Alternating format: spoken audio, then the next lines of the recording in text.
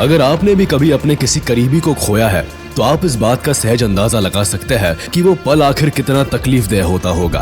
हालांकि अपने उस करीबी की यादों को कम करने के लिए हम इंसान कई तरह की प्रथाओं को निभाते हैं, लेकिन क्या कभी आपका ध्यान एनिमल किंगडम के डेथ रिचुअल्स की तरफ गया है? क्या आपने सोचा है कि अपने साथियों को खोने के गम में जानवर कैसा बिहेव करते होंगे? जंगल की दुनिया में आखिर वो कैसे अपने दुख को बयां करते होंगे? आज की ये हार्ट टचिंग वीडियो इसी बारे में है। तो चलिए देर ना करते हुए देख लेते हैं कि आखिर जानवर कौन से डेथ रिचुअल्स को अपनाते होंगे। गोरिल्ला। वीडियो की शुरुआत करते हैं उन गोरिल्लास के साथ जिनका डीएनए हम इंसानों से 96% मैच करता है। यही वजह है कि गोरिल्ला का बिहेवियर हम इंसानों से काफी मिलता जुलता है और ये हमारी तरह ही एक सामाजिक प्राणी होते हैं जो ग्रुप और फैमिली से इमोशनली काफी जुड़े होते हैं। ऐसे में जब इनके ग्रुप या इनके परिवार के किसी मेंबर की मौत हो जाती है तो ये प्राइमेट कई तरह की भावनाओं को प्रदर्शित करते हैं। ये डेड बॉडी को न सिर्फ बार बार छूते हैं बल्कि धीरे से थपथपाते हुए भी नजर आते हैं। और जैसे हम इंसान अपने किसी करीबी के मरने के बाद उसे दफनाकर उसका अंतिम संस्कार करते हैं, ठीक उसी तरह गोरिल्ला भी मरे हुए सदस्यों को पत्तों से ढककर उसका अंतिम संस्कार करते हुए दिखाई देते हैं। इसके साथ ही गोरिल्ला फैमिली में अगर किसी बच्चे की मौत हो जाती है तो मदर गोरिल्ला अपने मरे हुए बच्चे को कई दिनों या फिर कई हफ्तों तक अपने साथ रखती है। इस दौरान मदर गोरिल्ला के साथ साथ पूरी फैमिली शौक में डूबी हुई नजर आती है। ऐसे में इनके चेहरे पर अपने किसी करीबी को खोने की उदासी साफ तौर पर देखी जा सकती है। चिंपैंजी। इस वीडियो में चलिए अब हम बात करते हैं चिंपैंजी की, जिनका केवल बिहेवियर ही नहीं बल्कि हरकतें भी इंसानों से कई मामलों में मिलती है। जाहिर है इंसानों से 98% मैच डीएनए रखने की वजह से इनका दुख जताने का तरीका भी काफी कुछ इंसानों से ही मेल खाता है। दरअसल जब भी चिंपैंजी परिवार में किसी की मौत होती है तो इनकी पूरी चिंपैंजी फैमिली एक साथ जमा हो जाती है और अपने मरे हुए फैमिली मेंबर के चारों ओर न सिर्फ चक्कर लगाना शुरू कर देती है बल्कि कई बार तो जोर जोर से चिल्लाने के साथ अजीबोगरीब तरह की हरकतें भी करती है। इसके साथ ही ये चिंपैंजी डेड बॉडी को बार बार सूंघकर और उसके शरीर को छूकर इस बात की तसल्ली करते हुए दिखाई देते हैं कि क्या वाकई में उनके परिवार का प्यारा सदस्य मर चुका है या फिर अभी भी उसके अंदर सांस के चंद कतरे बचे हैं।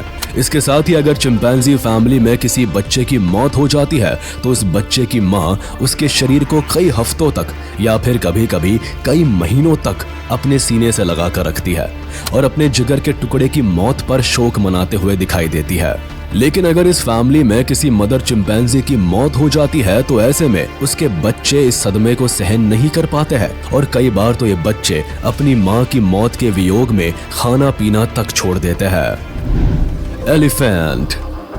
हाथी बाहर से जितने ताकतवर और गुस्सैल नजर आते हैं अंदर से उतने ही सॉफ्ट होते हैं। ये अपने ग्रुप और फैमिली मेंबर के साथ इतना इमोशनली अटैच्ड होते हैं कि जब कभी इनके किसी करीबी मेंबर की मौत होती है और ये उसकी मौत की रस्में निभाते हैं तो हाथियों का पूरा झुंड डेड बॉडी को चारों तरफ से घेर लेते हैं।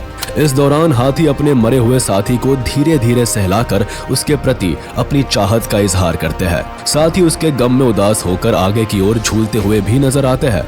इस तरह हाथियों का अपने फैमिली मेंबर की मौत का शोक मनाने का सिलसिला कई सप्ताह तक चलता रहता है। ऐसे में जब कभी भी इन्हें अपने अजीज की याद सताती है तो ये अक्सर उस जगह पर जा पहुंचते हैं जिस जगह पर उनके साथी ने आखिरी सांस ली थी। वैसे हाथियों में सदस्य को खोने का गम सबसे ज्यादा फीमेल एलिफेंट में देखने को मिलता है। दरअसल जब किसी बेबी एलिफेंट की मौत हो जाती है तो ऐसे में मदर एलिफेंट हर वक्त आंसू बहाती रहती है। कई बार तो ये अपनी सुध बुध खोकर पागलों की तरह भी व्यवहार करती है। Sea lion. सी लायन वैसे तो बिल्कुल अकेले जीना पसंद करते हैं, लेकिन प्रजनन के समय अक्सर उन्हें अपने पार्टनर के साथ देखा जाता है और जब फीमेल सी लायंस बच्चे को जन्म देती है तो उनके लालन पालन के लिए भी ये उनके साथ रहती हुई नजर आती है। इस दौरान सी लायन का अपने बच्चों के साथ काफी गहरा भावनात्मक रिश्ता भी जुड़ जाता है। ऐसे में अगर कोई शिकारी जानवर इनके बच्चों को अपना शिकार बना लेता है तो मदर सी लायन अपने जिगर के टुकड़े के लिए तड़प उठती है और बच्चे को खोने के गम में कई दिनों तक तड़पती रहती है। इसके अलावा फीमेल सी लायन का बच्चा अगर मरा हुआ पैदा होता है तो ऐसे में वो कई दिनों तक बच्चे को सीने से चिपका कर रखती है और उसे दुलारती है। उसकी याद में वो कई बार तेज आवाज भी निकालती है, जैसे मानो वो अपने बच्चे को पुकार रही हो। हॉर्स। घोड़े एक सामाजिक जीव होते हैं और यही वजह है कि अक्सर अपने ग्रुप के साथ रहना ही पसंद करते हैं। लेकिन जब इनके ग्रुप का कोई साथी मौत को अपने गले से लगा लेता है तो ये घटना पूरे ग्रुप के लिए सदमा होती है। ऐसे में घोड़े का पूरा ग्रुप उस मरे हुए घोड़े को चारों ओर से घेर लेता है और उसे लगातार सूंघकर इस बात की तसल्ली कराता है कि उनका साथी वाकई में मर गया है या फिर अभी भी जिंदा है। ऐसे जब घोड़ों को अंदाजा हो जाता है कि उनका साथी मर चुका है, तब फिर ये अपने मरे हुए साथी को घेर लेते हैं और फिर अपने सिर को नीचे करके कुछ इस तरह से चुपचाप खड़े हो जाते हैं, जैसे हम इंसान अपने किसी करीबी के मरने के बाद शोक सभा मनाते हैं। जबकि कुछ घोड़े इस कदर इधर उधर भागना शुरू कर देते हैं जैसे उन्हें यकीन ही नहीं होता कि उनका दोस्त मर चुका है। डॉल्फिन। मरीन वर्ल्ड में डॉल्फिन्स बेहद ही मिलनसार नेचर की होती है।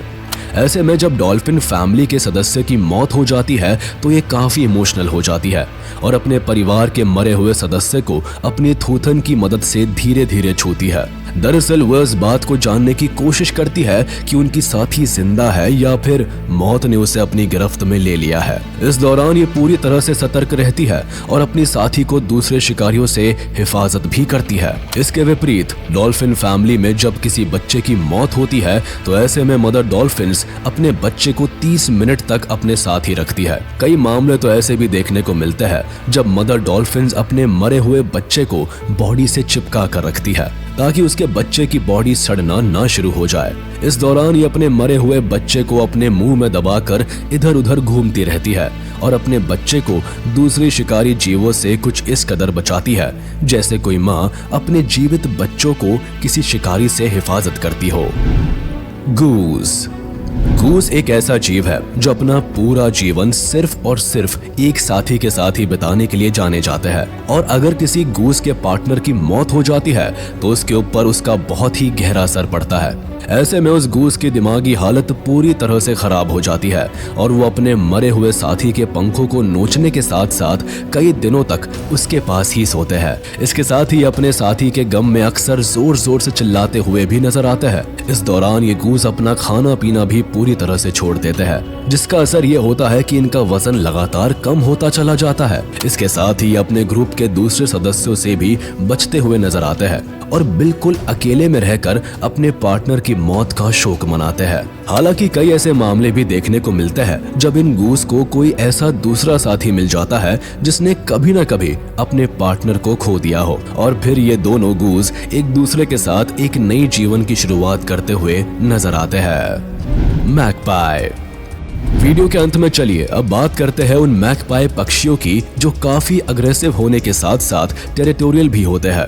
ऐसे में जब किसी मैगपाई पक्षी की मौत हो जाती है तो बहुत सारे मैगपाई पक्षी एक साथ जमा हो जाते हैं और फिर मरे हुए पक्षी को चारों तरफ से घेर कर उसके शरीर की बड़ी ही बारीकी से जांच पड़ताल करना शुरू कर देते हैं। इस दौरान ये मरे हुए पक्षी को अपनी चोंच से हिलाकर देखते हैं और इस बात का अंदाजा लगाते हैं कि यह पक्षी वाकई में मर गया है या फिर जिंदा है। हालांकि इसके बाद कुछ पक्षी वहां से उड़ जाते हैं और अपनी चोंच में घास और पत्तियों को दबाकर वापस लौट आते हैं और फिर उस मरे हुए पक्षी को ढूंढने की कोशिश करते हैं। इनकी इस एक्टिविटी को देखकर बिल्कुल ऐसा ही लगता है कि जैसे ये अपने साथी का अंतिम संस्कार कर रहे हो। तो चलिए दोस्तों, आज का ये वीडियो यही खत्म होता है। उम्मीद है आपको ये वीडियो जरूर पसंद आया होगा। आपको ये वीडियो कैसा लगा हमें कमेंट करके जरूर बताएं।